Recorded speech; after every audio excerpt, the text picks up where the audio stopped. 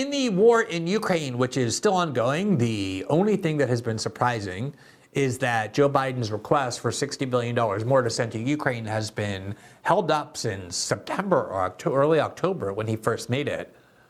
And that's the case despite the fact that there is no question that majorities of the Senate and majorities of the House, people in both political parties, want to send $60 billion to Ukraine on top of the $120 billion that we've already sent.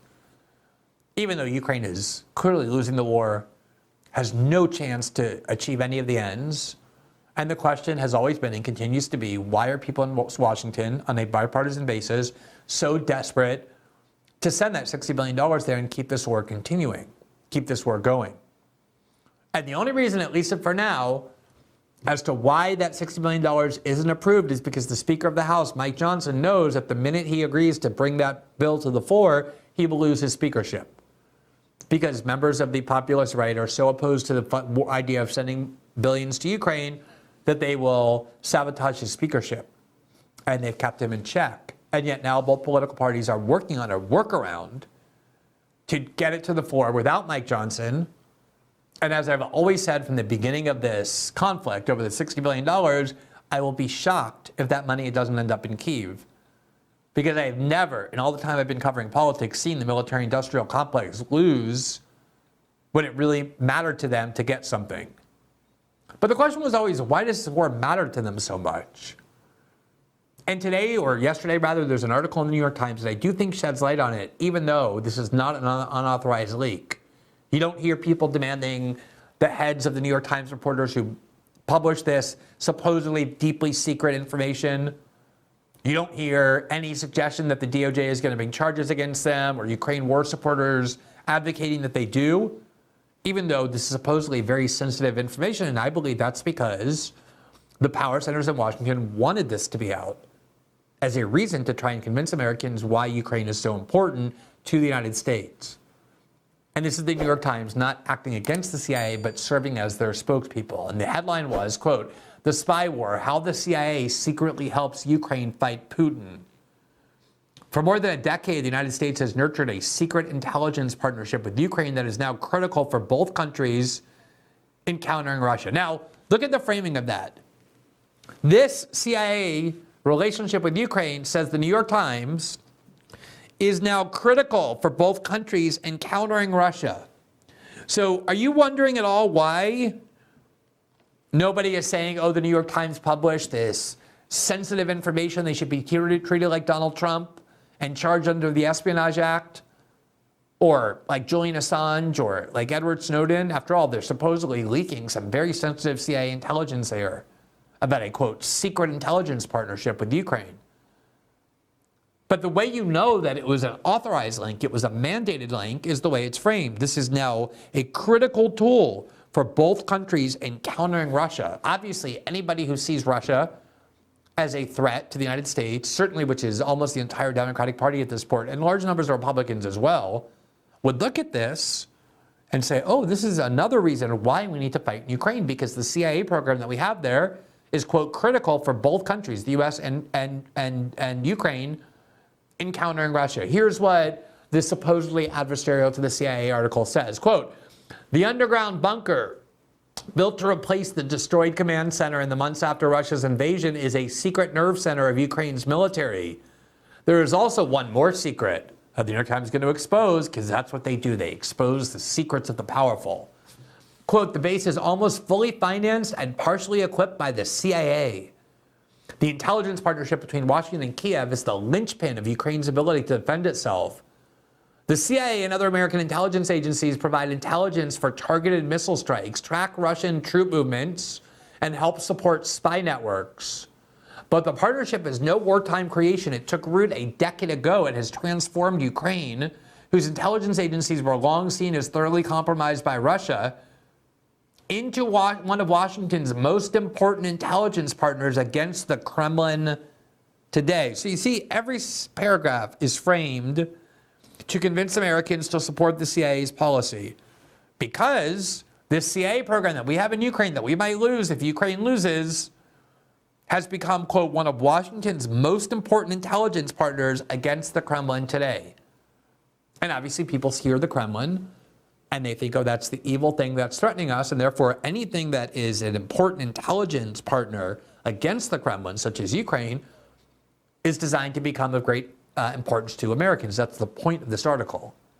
Even though it's framed as a intrepid bit of exposure by the New York Times revealing the secrets of the CIA, it's obviously carrying its water propagandistically. Quote, the listening post in the Ukrainian forest is part of a CIA-supported network of spy bases constructed in the past 8 years that includes 12 secret locations along the Russian border.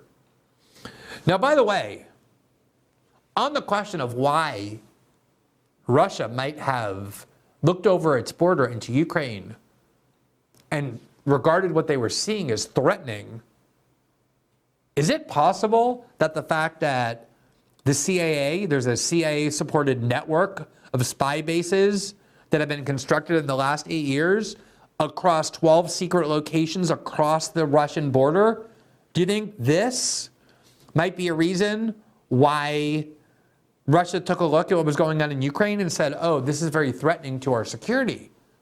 The CIA now has 12 secret locations across our border on the Ukrainian-Russian border.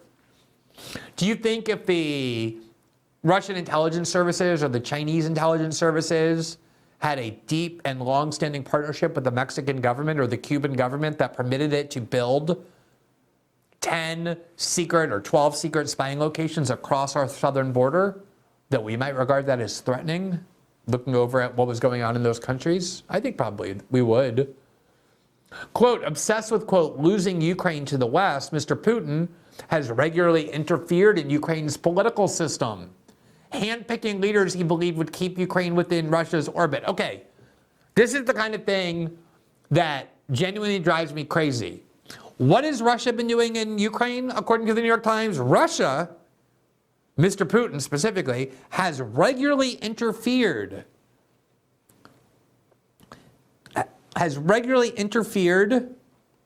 in Ukraine's political system, even going so far as to handpick leaders they believed would keep Ukraine within Russia's orbit.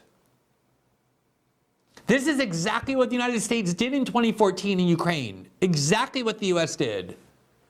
They interfered in Ukraine's political system because they had a democratically elected president who the US perceived was closer to Moscow than they wanted them to be.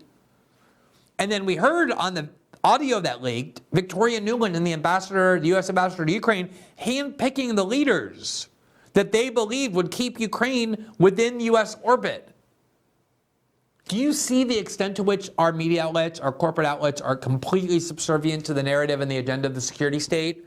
They're accusing Russia of doing exactly what the United States did in Ukraine. And they're saying that, unlike our efforts, Russia is, quote, backfired because they drove protesters into the street.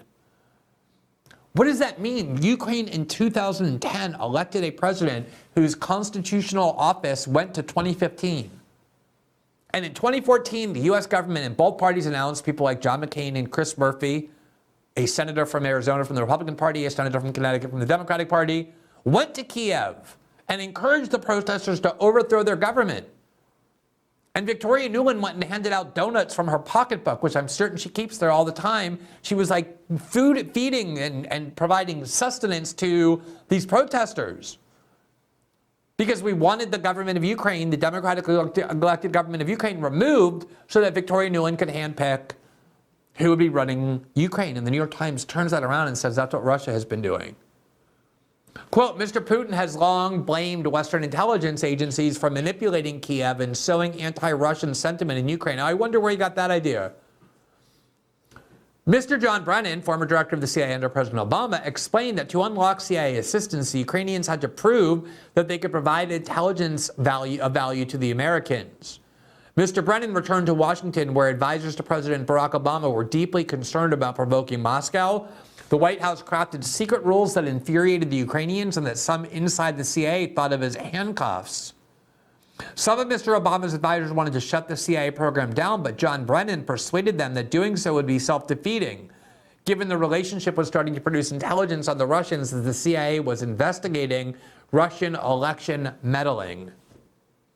And the article actually goes on to say that these CIA sites in Ukraine and the relationship with Ukrainian intelligence was crucial to, quote, investigating Russian attempts to interfere in the 2016 election, meaning that these relationships with the Ukrainian intelligence that John Brennan had fostered under President Obama were crucial to spreading the lies of Russiagate.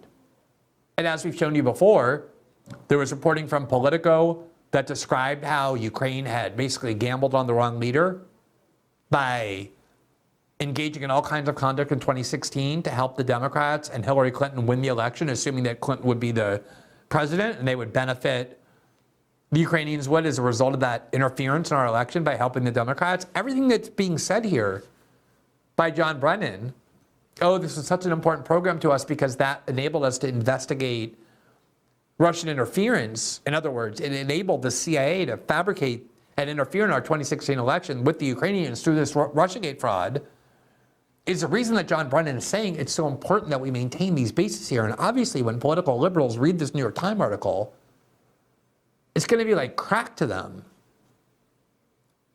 In case you're wondering why nobody's concerned or angry that the New York Times spilled supposedly sensitive secrets, it's because the whole story is designed to show why Ukraine is so important to the United States, even though I have no doubt that the New York Times story is true, that the CIA is all over Ukraine, that we have all kinds of spying and intelligence that goes on there right on the Russian border.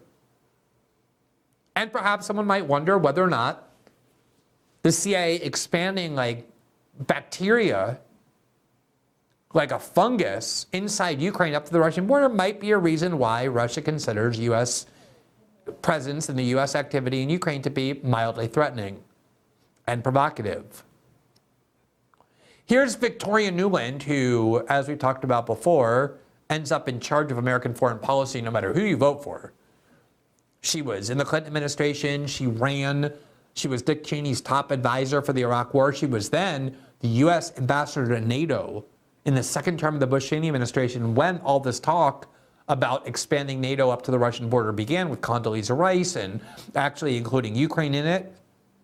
She was part of the original provocation of Russia back in 2008 when she was working for George Bush. And then Barack Obama wins, and she ends up at the Hillary Clinton State Department and then eventually runs Ukraine for John Kerry. The only time she was out of office was 2016 to 2020 when Donald Trump was elected, in case you're wondering why neocons hate Donald Trump. And then as soon as Joe Biden got back into office, she was put back in the State Department where she continued to run Ukraine. And she's now been promoted to Assistant Deputy Secretary of State. So you can go vote for whoever you want. As long as you vote for someone other than Donald Trump, she's going to win. Obviously, if Nikki Haley won, she'd be right in the State Department. She thinks just like Nikki Haley. She thinks just like Joe Biden because this bipartisan war establishment is the same. She went on CNN with Christiane Amanpour, who is a vocal supporter of the U.S. support for the war in Ukraine. Needless to say, she works at CNN, to continue to try and propagandize the public why Ukraine is supposedly somehow so important to the United States that we ought to support Joe Biden's request to give it another $60 billion. Here's what permanent neocon warmonger Victoria Nuland said. It is, and I do hear you and the others in the administration and supporters talking about the vital necessity to do this. But as people say, hope is not a strategy. And do you have any actual belief or reason to believe that eventually this bill will be paid? And if not, how are you going to make sure Ukraine gets vital weapons and ammunition? Christiane, I have strong confidence that when the House comes back, after they've been out in their districts, hearing from the American people, after they have heard from Ukraine, they have heard from Europe, which, by the way, just passed $54 billion in additional aid itself, that we will do what we have always done, which is defend democracy and freedom around the world, not... In case you're wondering what the United States has always done when it was invading Iraq, and removing the leader of Libya and leaving that country in ruins, and fighting a CIA dirty war in Syria and leaving that country in ruins, and all the other wars that the United States has fought. It's the same thing that Victoria Nuland is now doing in Ukraine. They're fighting for freedom and democracy. This is what the United States has always done as they fund and prop up the regime in Saudi Arabia and in Egypt after they funded and supported the military coup in Egypt that removed the first ever democratically elected president from Egypt because the Egyptians voted for the wrong person less than a year after he was in office, and was removed by a military coup and is ruled to this day by a military dictator, General Sisi, that the United States supports. This is what the United States has always done, fought for freedom and democracy throughout the world. And the fact that Victoria Nuland can go and look into the camera with a straight face and say that to you, knowing that Christiane Amanpour, nor anybody else who is a working journalist in corporate media will challenge her on that, shows the contempt for your intelligence that these people have. The fact that they can tell you that this is what U.S. foreign policy is and always has been. Which is defend democracy and freedom around the world, not just for victims of tyrants like Putin, but in our own interest in preserving a free and open international order. That's what we need to do. We've done it before. And by the way, we have to remember that the bulk of this money is going right back into the U.S. economy to make those weapons, including good-paying jobs in some 40 states across the United States. Now, listen to what's going on here. This is a liberal network, CNN, that speaks to American liberals and Democrats. There's no doubt about that. I can show you all night polling data that proves that only liberals and Democrats listen to CNN. And this is a representative of the Biden administration who is trying to convince her audience that the war in Ukraine is worth fighting. And the message that she's delivering and that you're about to hear from CNN itself is that there are two different ways that you should be happy about the war in Ukraine. One is that, as the New York Times said, we have a CIA presence there, and so it helps the CIA, which liberals love. And two, the new theory, the new message, oh, don't worry, this money we're spending goes into the pockets of the arms industry. And you're supposed to believe that it doesn't go to enriching the oligarchs who control the arms industry. No, it's going to create good-paying union jobs throughout the industrialized Midwest and keep the economy running. It's good for the American people. Like, maybe there's another way that we could create jobs beyond funding a war that is sending tens of thousands upon tens of thousands of unwilling young Ukrainian conscripts and increasingly middle-aged Ukrainian conscripts to their death. Thanks for watching this clip from System Update, our live show that airs every Monday through Friday at 7 p.m. Eastern exclusively on Rumble. You can catch the full nightly shows live or view the backlog of episodes for free on our Rumble page. You can also find full episodes the morning after they air across all major podcasting platforms, including Spotify and Apple. All the information you need is linked below. We hope to see you there.